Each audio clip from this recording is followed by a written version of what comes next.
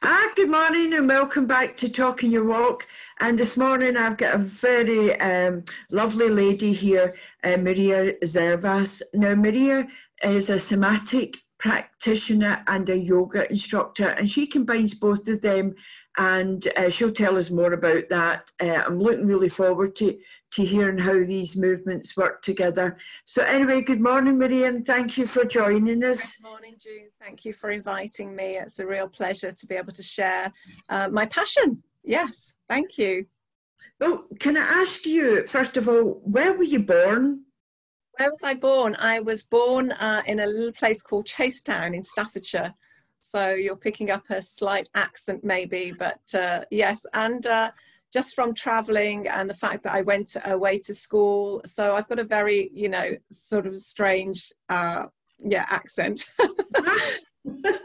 And when you say you went away to school, I take it that was boarding school, was it?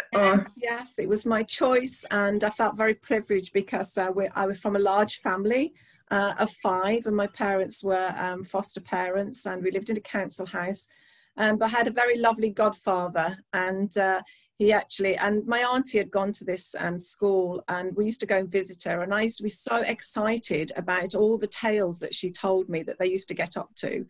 So it was a dream that I wanted to go to the same school, and so my godfather funded my education, and I was very, very lucky because I absolutely loved it. It was one, really happy growing up time with all my friends around, having such fun in the dormitory. Yeah, I really loved my boarding school time. Yeah, I did. And, apart from the fun, what about academically or creatively? What sort of did you excel at school? Well, I loved my art, so that was a big thing for me, and just everything. I just loved everything, nothing in particular. I was never very good at maths. Geography is not my forte either. I'm always saying, are we going south or are we going north? So yes, I love my art, and we had lots of extracurricular things, dancing, ballroom dancing and athletics. I loved the long jump. I used to do javelin. So yes, just an all-rounder, just loved life there. We had an outdoor swimming pool. I was always the first to be called out of the pool because I started to turn blue because it was so cold. But yes, they were very happy years there. They were very happy years. Yes. So when you left, did you go into further education, or did you go and get a job? Unfortunately, the school closed down, and I had to finish my schooling at a very large comprehensive school, which made me incredibly unhappy, and I wanted to get out of there as fast as possible. So I left school without any qualifications at that point. And then later on, a few years later, I chose to go and do nursery nursing and go into education into early years, and spent a lot of my time working in that field until I had my own children. And it was when I had my 2 little boys that have just got, I think they're about 20 months apart.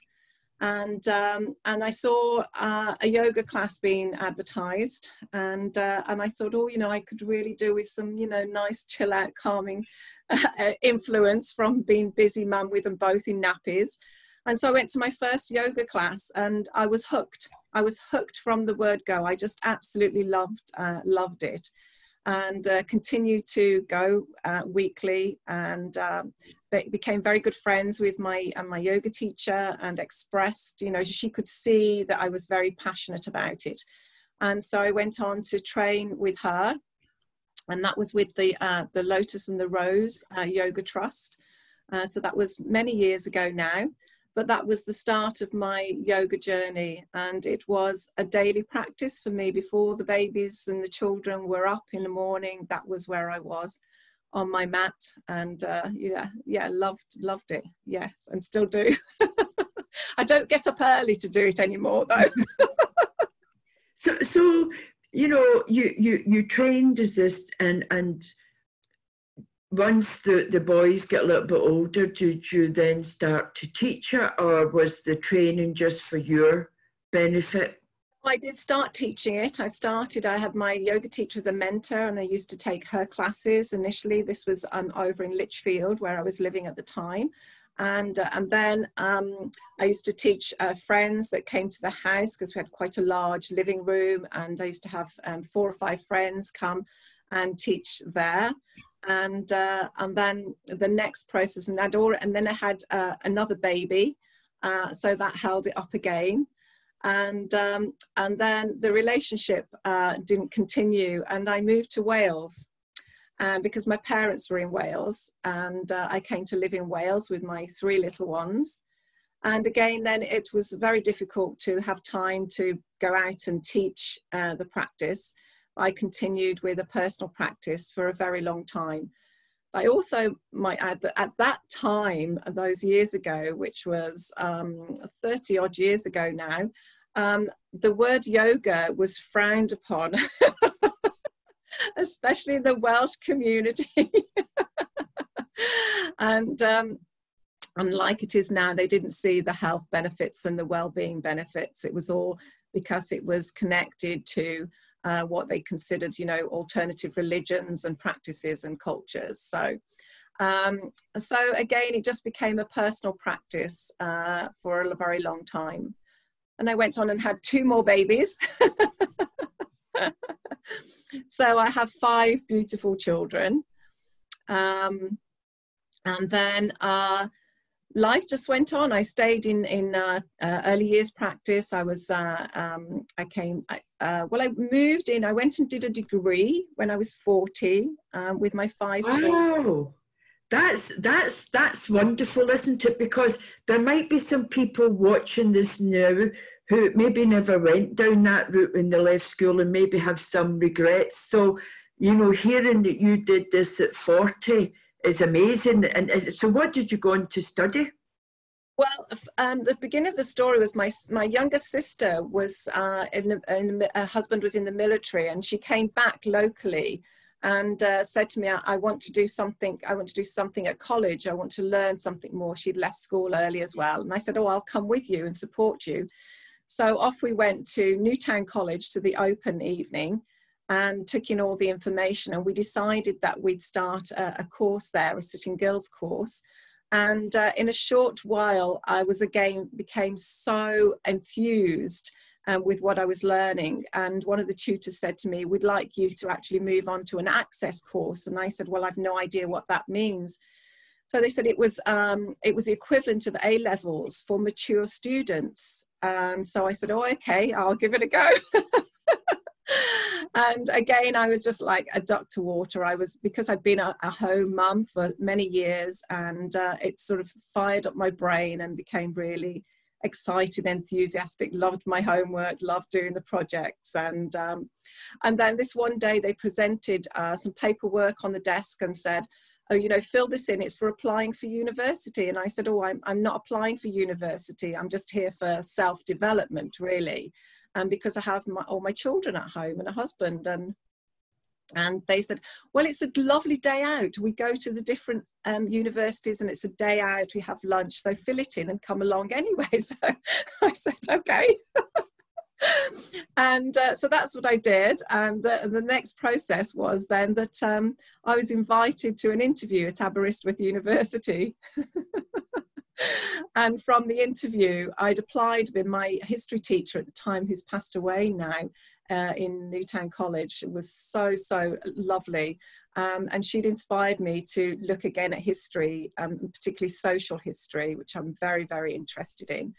And also my English tutor was very inspiring. So I went to do an English and history degree.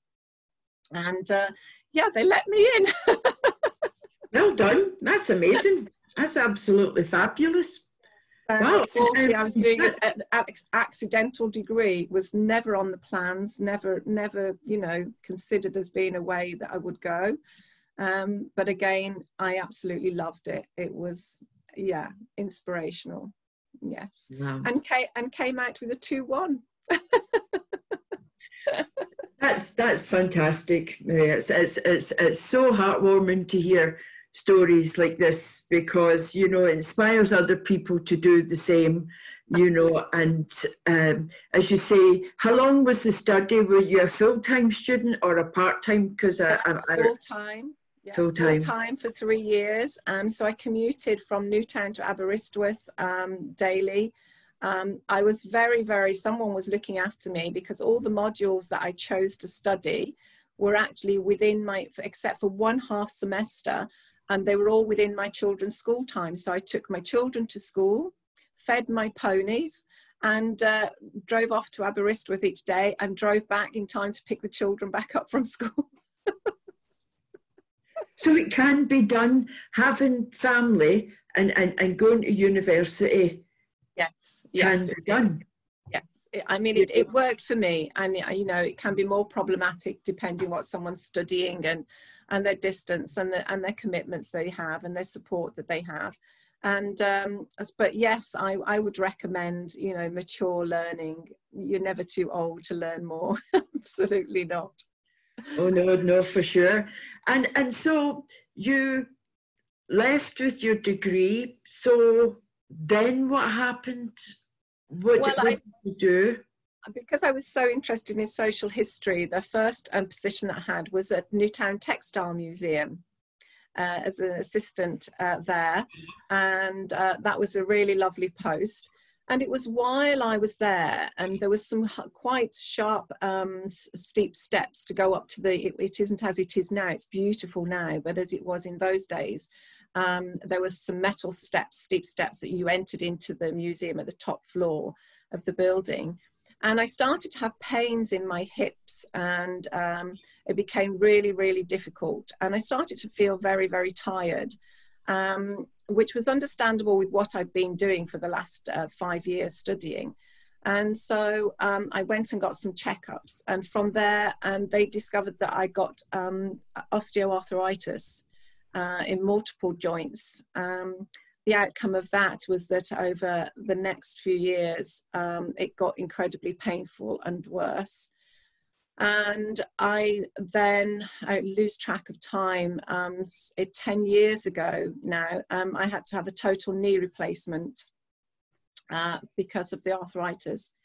And it was at the point about, it must be about 8 years ago now. And my circumstances had changed. I was living on my own. My children had all grown up and left home. I was living on my own. And I'd met a very, very nice gentleman who's my partner now. And I was getting incredibly, you know, upset about the arthritis. And I thought there has to be something else, because my yoga was slipping away from me. I was just finding things too painful. There were so many things I couldn't do. And so I started surfing the net and looking. I started with looking for gentle yoga and, you know, slow movement or mindful movement, something that would feel as if I was not going to give up on my mobility. And from there, I came across a very beautiful gentleman called James Knight. And he was based in San Diego in America. And his business was called Gentle Somatic Yoga. And I, like so many others, never heard of somatics. So I emailed James and told him my condition and what I'd been doing in life, and had the most beautiful, supportive email back. And we became friends, and he became a close mentor and was sharing his work with me. And James was taught in the Novato Institute in America, which was set up by a gentleman called Thomas Hanna, who is the founder of Hanna Somatics, which is the principle of the work that I'm now trained in. And he came to that also through injury and pain he was suffering with himself. And when he studied the way that people moved and their posture, he came up with these reflexes that he recognized that people went into from trauma, particularly surgery or injury. And this really, you know, spoke to me. I really identified with this because I knew that my body wasn't cooperating properly from having this total knee replacement. and it was sort of ricocheting, causing pain in my hip, my back, my shoulders. And so I became very, very interested, did a lot of self-study on what this movement was all about, looking at the neuroplasticity of the brain and the way that the patterning of the brain connecting to the muscles, the communication. It was all very sort of quite deep for me, but I was, you know, really, really interested in to discover more and how it could help me. And then James brought a training to the UK and in Nottingham. So he did a teacher training. So anyone that was a yoga teacher could do the training with him. So I scraped up all my pennies, and went and did the training with James. So that was my first set of training as a somatic practitioner. And there were movements at the time then even that we were being shown during the training that I found really, really difficult because certain parts of my body had sort of stopped communicating really well. And, you know, several years down the road, all those movements came back. Some movements for some people have been instant. I've worked with clients and they've had, you know, problems with movement, and within a couple of movements, it's changed their habits of the way that they're moving. So it's been absolutely inspirational, but also to see how how it can change people's lives by giving them a greater freedom of movement is incredible. Well, that's marvellous. So you say when you're working with clients, so this, I take it, Somatics is a one-to-one session, it's not a class session? Yes, no, it can be both. It can be both. So I'm not clinically trained, so that's another 3-year degree, which I didn't go on to do. I did another training with James in Canada. So that makes me a high level as well, again, to a level 2. And then because I still love my gentle yoga, I embrace the both movements together. So that is what I teach in a class when I've got a group. And if I'm asked, and I don't advertise one-to-one, but if people reach out to me and they need some help for some support with something that's happened in their life with their movements and mobility, then I will go to their home and guide them on a one-to-one basis. Yes. Oh, that's marvellous. And you say seeing those results is very fulfilling. Absolutely. But seeing, you know, using yourself as a guinea pig there as well in that process of learning, and then seeing yourself moving parts that hadn't moved or hadn't communicated for a while.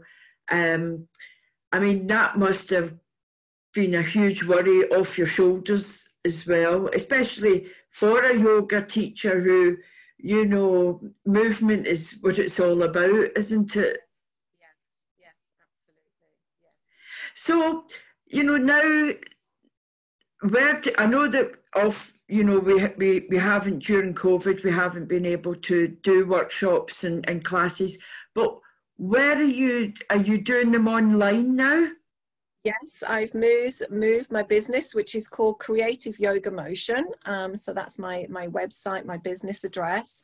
So at the early stages of developing a gentle yoga practice, I was able to set up, had some business advice from that, have my own website. And then when we went into lockdown here, I was actually in Spain on sabbatical when COVID was really, you know, went out there wild. And on the Saturday evening that we were in Spain traveling, we were notified that the lockdown in Spain was happening on the Monday morning.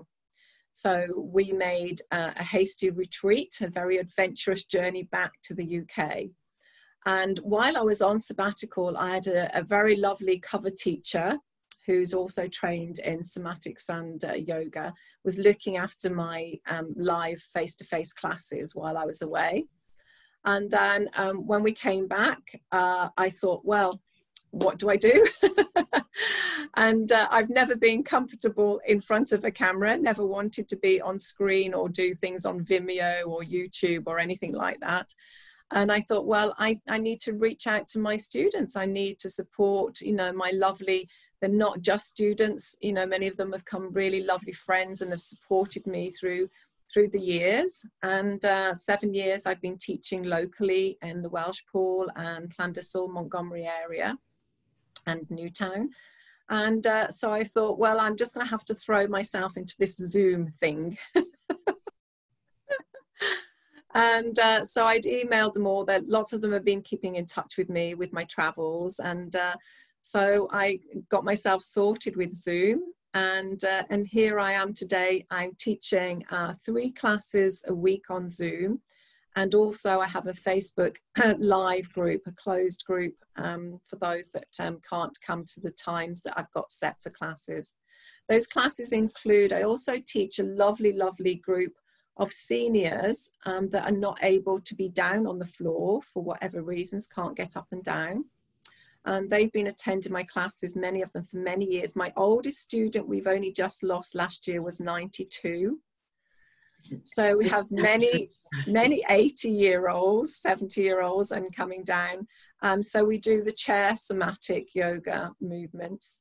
And so that happens on a Monday morning, 10:30 every Monday.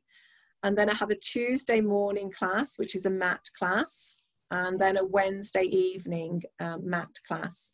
And everybody has embraced them beautifully. And I've got more confident in front of the screen. And it's going really, really well. And I think we will be continuing online for some time yet.